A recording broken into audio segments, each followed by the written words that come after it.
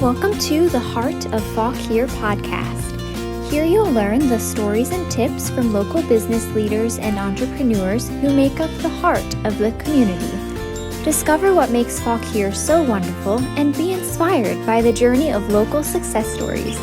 Now let's join Austin, owner of Bedrosian Cleaning Services, as we hear from today's special guest. Welcome to the Heart of Fauquier podcast. I am Austin, your host, and today's special guest is Joel Barkman, owner of Golden Rule Builders. So thank you so much for chatting with me today. Absolutely. So, glad to have you here. Yeah, absolutely. Obviously, we're in their beautiful showroom right now, showcasing some of their awesome stuff that they do. Just to kind of get kicked off, I think a lot of people know about your company, but just in case, what exactly do you guys do here at Golden Rule Builders? Well, we're in our 34th year. Wow. At Golden Rule Builders. We started in 1987, so this takes us over the 34th milestone. Yeah. But we started out doing spec homes, and after 3 years, we hit a big depression, and so I went to custom homes. Okay. And we haven't looked back since. And so we've added in design build, where we have design staff here. So we design build. We do new homes. We do a lot of remodeling. We do kitchens. We do baths, and then we have another sister company which is called Lifestyles, which is a little bit more, maybe less expensive, little less options in it. A lot of our homes and remodeling have a lot of really high-end tastes.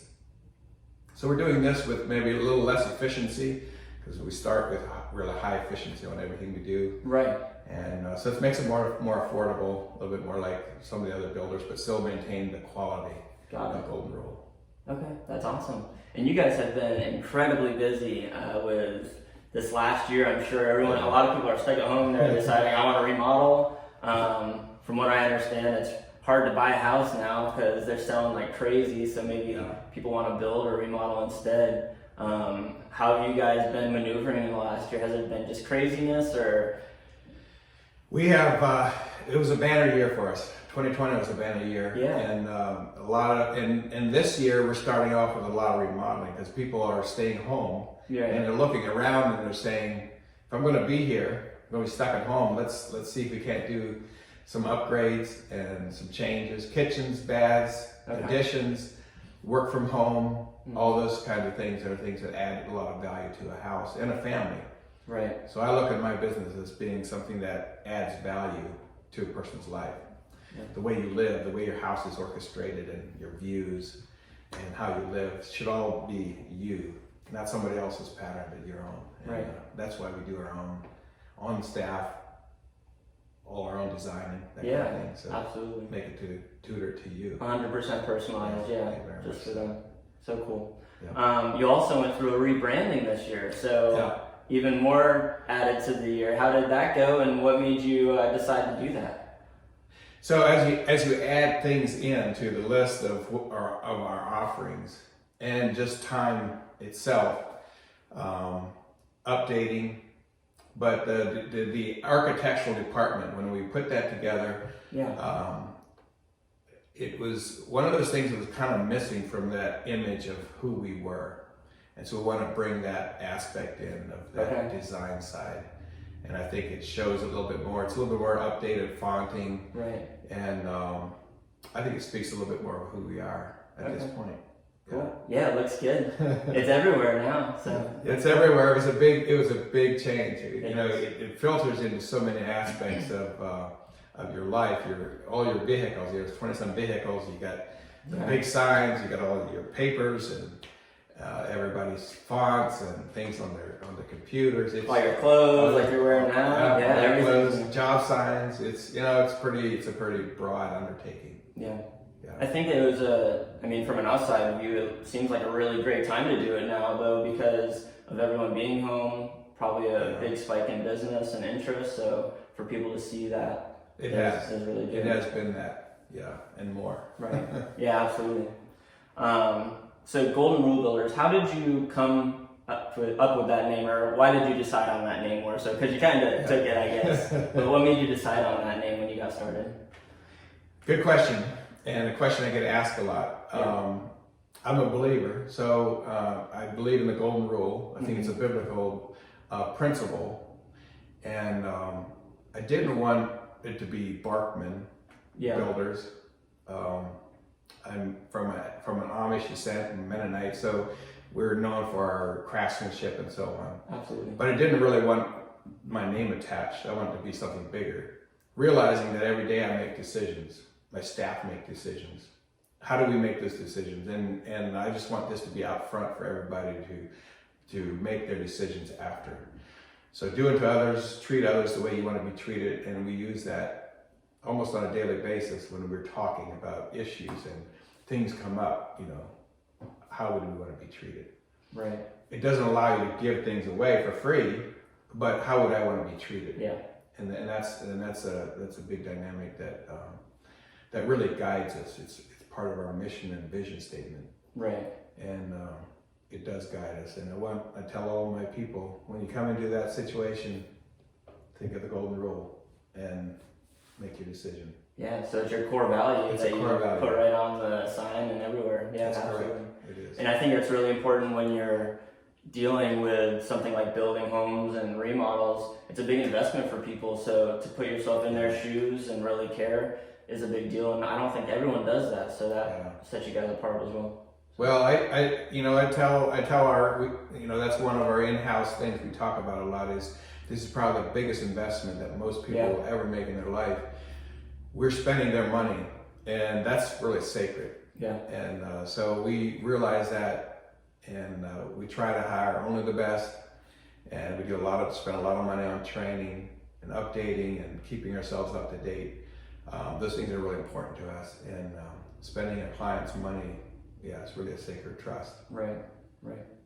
Yeah, and you said obviously you're a believer and everything. I'm also a Christian believer. How has that impacted the way that you do business? Obviously, your core value of the golden rule, but even outside of that or deeper than that, how have you approached business because of being a Christian? So, if you look at Proverbs, which is it's also in the Bible, but it's also just it's in a lot of places. There's so many core principles there of how to operate, right? How to run a business, and also how do you live? And I expect people when they're here, it's things like where you pull into has a big factor. I have employees are employees, and I think I have the best around. Yeah. But there are times when that gets challenged, and I have people calling me and saying, I wasn't expecting this from an employee. Maybe they stopped at a place they shouldn't have. Right. And so we address those things, and we try to make everybody aware that when you wear the logo, you're expected to operate in a little different way than maybe most construction companies do. Yeah. And so we expect a different behavior, different pattern. We expect a lot of professionalism. So it's a different way of life. And but I read Proverbs a lot. I try to pattern my life after that. I think that is a key to success. And this community has accepted us for all these years, and I couldn't be proud of this community. Yeah. I love Fauquier County, especially in Virginia. Yeah. We serve 10 different counties. Oh wow. And but this is our home base, and this feels like home. Yeah. And then we go out from here. Absolutely. That's awesome. And then with all those, setting that standard for the people that work with you on your team, they're really all looking at you. So that's, making it so you have to be of utmost integrity and everything, which, obviously from what I've seen you are and everything, but it has a lot to do with who you are as the owner is just going to go into the company, good, bad, ugly, and everything. So. Well, Austin, when something happens on the job, I first of all always look at myself and I say, so this is a reflection of me. So where did I let my guard down?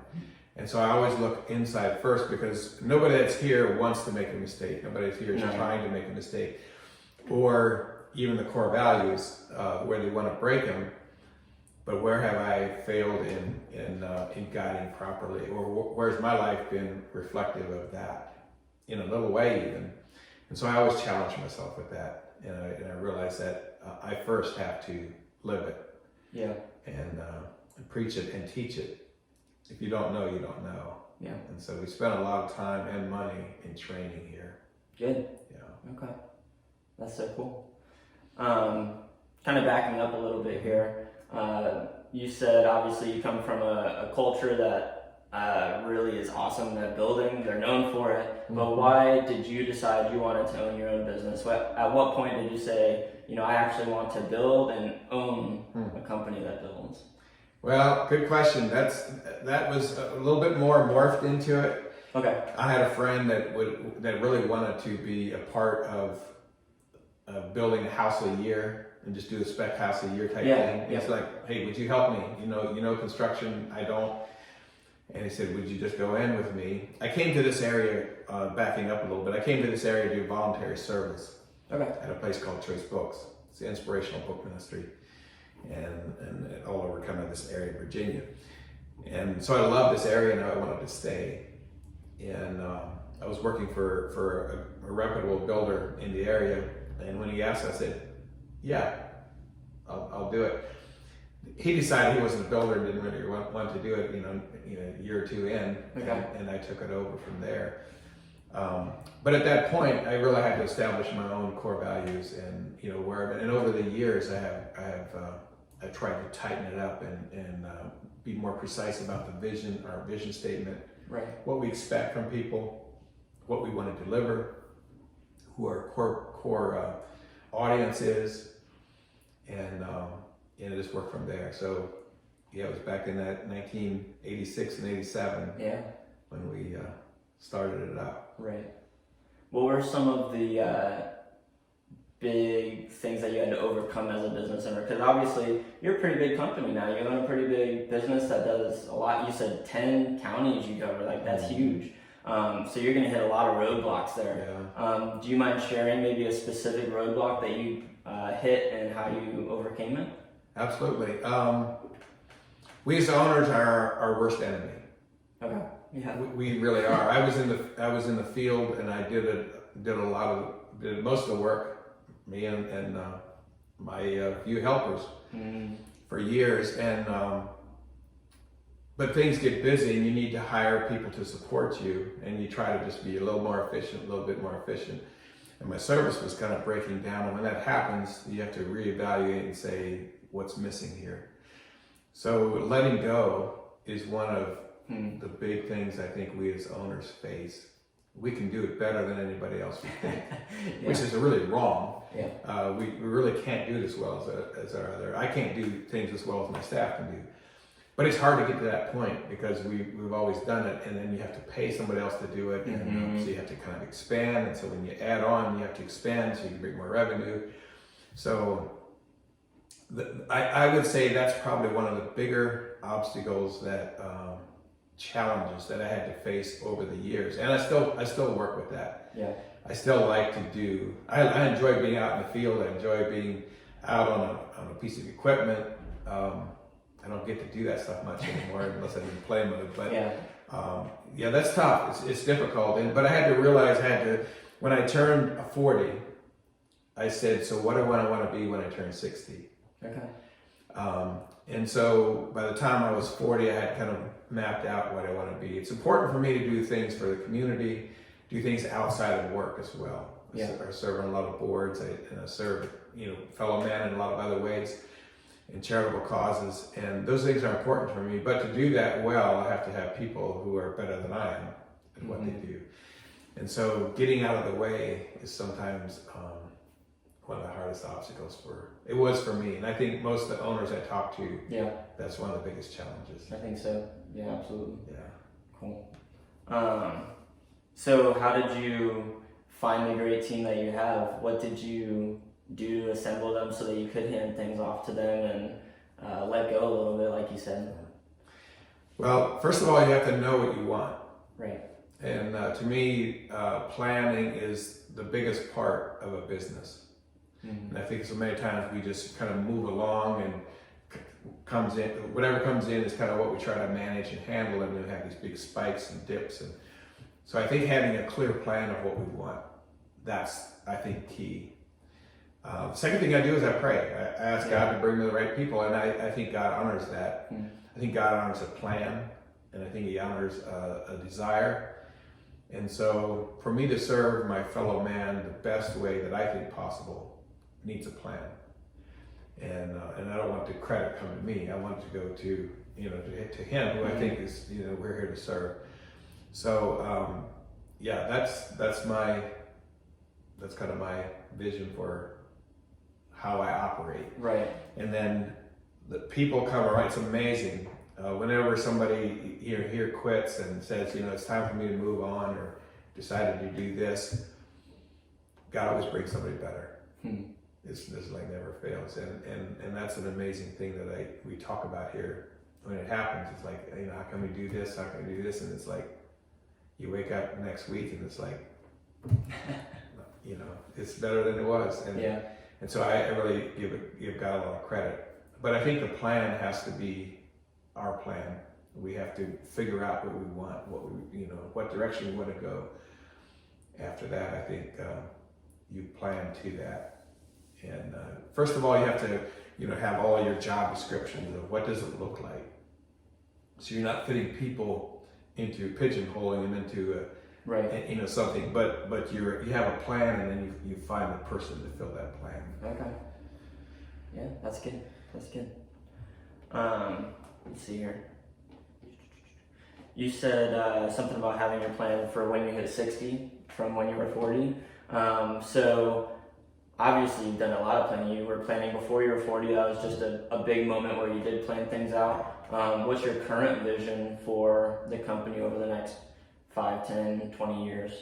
Well, we have our growth strategies in place for where we want to be in 10 years from now. Yeah. 10 years from now, I don't expect to be running the company. Okay. I might be here, I may not be here, I'm not sure, but I don't plan to be running the company in 10 years.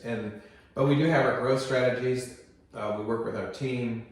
I've got a wonderful controller, and she owns the numbers. She owns all the data that comes through this company, and so I'm a part of that. I direct that, and planning is key. Yeah. So we have a lot of big plans for the future, and I always thought, when I was 40, I said, when I'm 60, I want to be retired. Mm-hmm. But I love what I do. I love the people I work with, and there's nothing else I'd rather do. So, here I am. Right. Yeah. And also, you're going to be someone that's never going to be stagnant anyway. You were saying how involved in the community you like to be and everything like that. So I don't think there's a choice to just retire, But that's good. Yeah. What are some of the things that you do in the community? You said you like to spend a lot of time serving and giving and everything. What are some of your favorite ways that you do that? Well, to me, children are really important. And so a lot of what I do outside relates to children. Okay. And I think everybody's created equal before they were born to, the time God chooses to take them. So there's nobody that's on any level except equal. Right. And so, but children often don't have a voice. So there's a ministry in Colorado that I'm a part of, a prison ministry, where we take the babies and we try to reunite the families. Oh, wow. And give these children a chance and families a chance to get back together. That's a big one. India, the same way, has a lot to do with around education, slum schools, children who are destined to be in the slums for the rest of their life, and their children as well. It's a pattern. Mm-hmm. We go in and we have a school, and when the education happens, their eyes just open up. Youth have never turned on a computer. We provide that for free. And they come in, and after that, they're incredibly just smart, and they learn so quickly. We teach them for 6 weeks. After that, they get these great jobs, and life just transforms for them. Hmm. And so when it comes to local, whether it's 4-H, I love to support those children who love to work hard and do something neat. Yeah. I love to support them. The chamber, our local building industry. So I'm a part of. I'm a board member of the hospital and of our local college as well. Oh wow! Those are staples in this community that I think are just awesome. What communities have a college and a small community like this? It's a little agricultural place that has a college and a hospital, and I think we can just offer a lot to our people. And I'm very excited about that, and I think it's a lot of quality of life there. Right. That I think a lot of people take for granted. Yeah.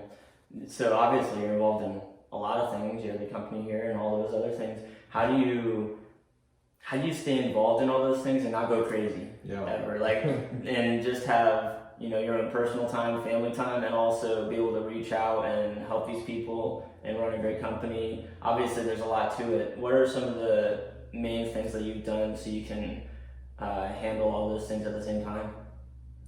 Well, it's a good question, and it's a tough balance. It is. It's not an easy process, but when I back up, I have to say that I've been part of a peer group of other business owners like myself. Okay.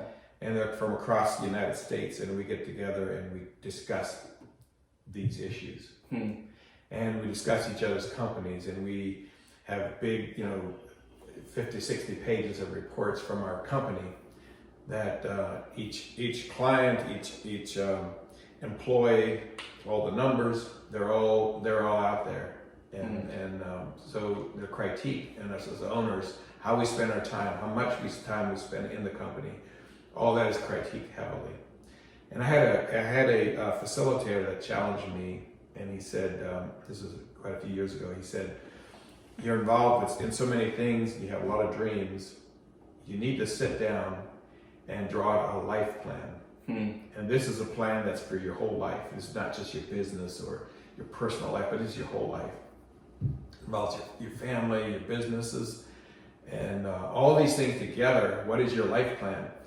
And that was really challenging and eye-opening, because you realize how short time is. Yes, absolutely. Your children are just young, just very, very short time, and then they're gone. And so it sets your priorities for you. And that was a big challenge for me, an eye-opener for me. So for me to do that, and then I'm one that when I start working, it's hard for me to quit. So I challenge my time of educating myself is in the mornings. Okay. So I get up early, but I don't come to work till about 9. And so it gives me that time frame to build myself up, to get myself in good shape, and for planning for the company. I try to stay a year ahead of where the company is, so that I'm leading rather than hanging on to the tail. And to me, that's been a big thing for me. My wife and I typically get away for those times, and we try to plan the next year's strategy a year in advance. And it just helps you to be able to steer rather than hang on. And so those have been some life examples of how I've learned to adapt. Doesn't mean I don't have a lot of stress in it still, but I have to remember I have to lead rather than just hang on. Yeah. And it's interesting, you said you and your wife get away when you make those plans. Yes. And I think that's important too. Because when you're local, basically what you do is you have everything happening all around you, and your phone becomes important, and your children and the staff, and all the things stare you in the face. And when you get away, you can kind of put this aside a little bit more. Yeah. And it's interesting, I just started a devotional a few days ago that's focusing on being still and knowing I'm God, and how important it is to just, put the phone away sometimes, put things away, and just, sit in your devotions, or even in your own thoughts if there's things that you're needing to figure out, and how important that is. And in today's day and age, it's difficult. It really is. It really is. Not as an excuse, and I know in the past it's been difficult too, but it's just like, it's a special kind of difficult right now to do that. Exactly. So I think that's cool. Yeah. When did you, you said it was difficult the first time to put together that life plan. When did you do that the first time, and how often do you revisit that and everything? That's not a plan that I go back on and Okay. rework a lot. It's a plan I made, and I try to steer to Mm-hmm. it. So when opportunities come up, I try to steer toward that plan. That was probably 5-6 years ago, Okay. and I made some changes at that point. I made some decisions at that point that I stick to. And to me, it's a guiding light for me. It's my vision, it's my goal. And so the last 3 years, I've been working on my own leadership. Okay. And I went away and did a deep dive on myself, leadership with another group of people, and a couple of psychologists, neuro guy, and it was really deep and it was hard, but it's very, very good. Yeah. And you just learn how you live in a box of your own success and your own fears or hurts, and how you have to come out of that, or else you become stagnant, even in your own leadership. So those are tough things to walk through. But if we want to lead, we gotta be the first ones in. Yeah. It's necessary. It has Even to though be. it's tough. Yeah. Yeah. That's so cool. You said in the mornings before you come into work is time where you really work on yourself and get ready for the day. Whatever detail you want to get into is fine, but I'm just curious, what exactly is your process in the morning to get in that right state and work on yourself? Well, I get up and I have a cup of coffee. Usually 2 cups of coffee. Okay. And those are, and I, as a believer, I think I use the Bible as my guiding light. Okay. So I always do my devotional, and I feel God speaks to me through that. So I don't take credit for anything here, and that's why I don't have my name attached to it. Mm-hmm. But that's kind of my basic thing, and then beyond that, there's a lot of ways to educate yourself, books to read, and ways to learn that I use in that time frame. Okay. So that's kind of sacred time for me.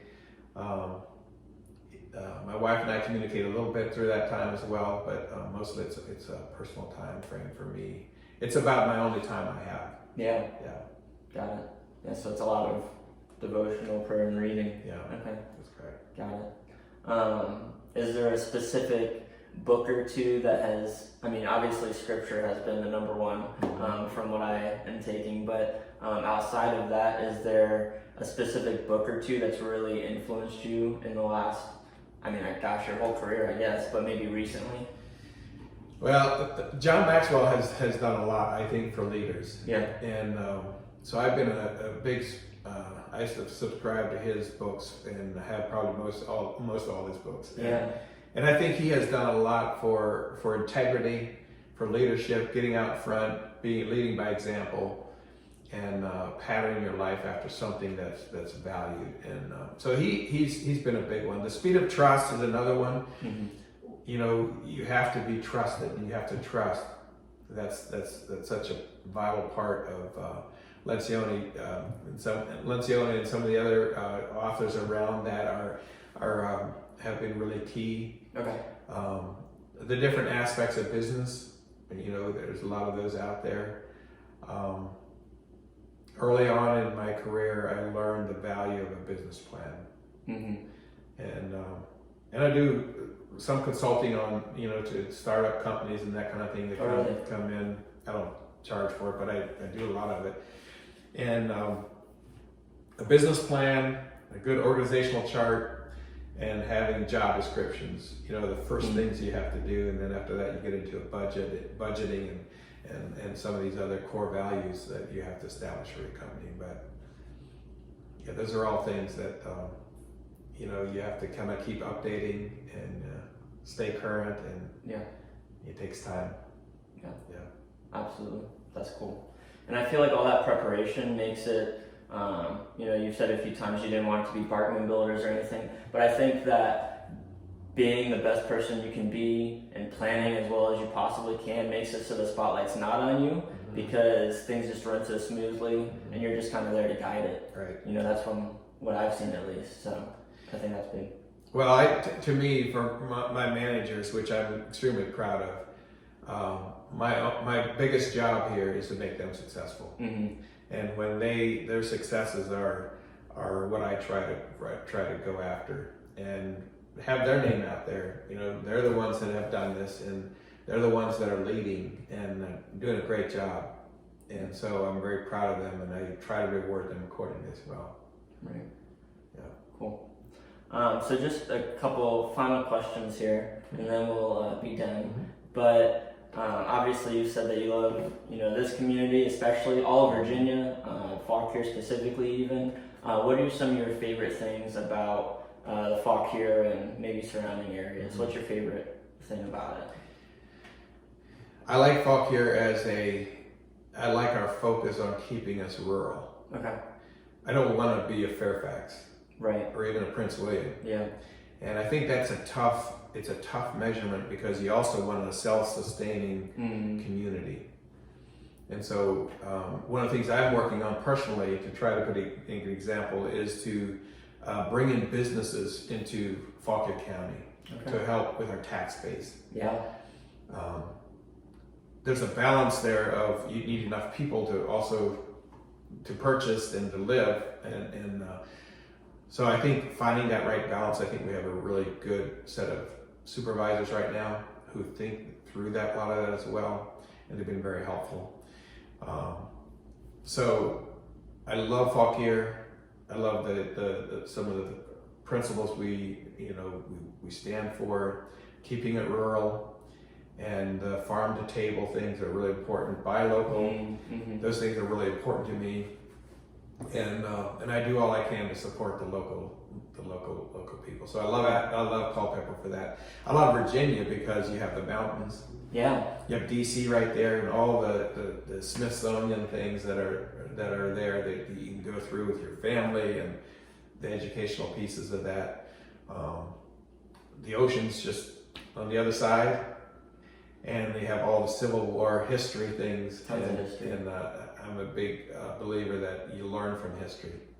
Don't throw it away. Yeah. You got to learn from it. If you don't learn from it, it'll be repeated. Yeah.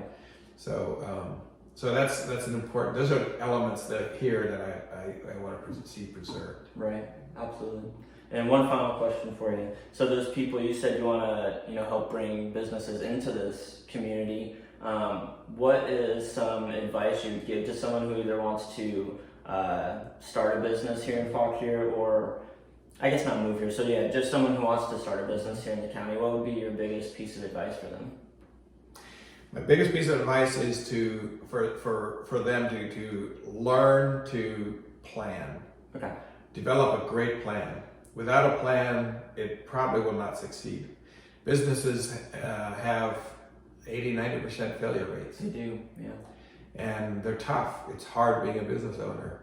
It takes a lot of grit and a lot of time. It's not an 8-hour day time frame. So planning out, though, to me is a number one thing. Plan well and live to it. Okay. And make the numbers work to it. Figure out exactly what you need, and you can't shortcut yourself. Yeah. You got to take care of yourself. That's one of the hardest things to learn. But if you learn it the hard way, if we fall apart and we're not developing ourselves, we can't develop anybody else. Right. Yeah. Absolutely. And I think that's been a theme as we've been talking, planning and building on yourself and stuff. So I think that's huge. So thank you so much for your time. I've appreciated getting to know you and the company a little bit better. And I think that people are getting a ton of value learning from you and hearing your story a little bit. So thank you so much. Well, thank you. Everything I have was given to me. So yeah, absolutely. I owe it back. All right. See you guys next time. Hey everyone, it's me again. Thank you so much for your support with watching and listening to these podcasts with the Heart of Fauquier.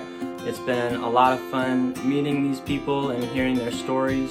I hope you're also having fun listening to these stories. If you haven't already, definitely take a second to give us a review wherever you're listening to this. Subscribe, review, comment, and share. And I really appreciate the support. As you know or may not know, my wife and I own Bedrosian Cleaning Services. So we're a commercial cleaning company. We service obviously Fauquier County, also Culpeper County, Haymarket, Gainesville. And what we have going on right now is a super awesome promotion just for you guys who listen to this podcast, just as a thank you. If you know anyone who needs their office clean and want to send us a referral, we will actually send you a $100 gift card as long as we start working with the person that you sent to us, which is really incredible. I've never seen a referral program with such an awesome gift like that. What we love about it is that it is supporting local restaurants here that have been really struggling over the last year with all the different things going on, restrictions and whatnot. So we'd love to support them, and also just are excited to send this promotion just to podcast listeners.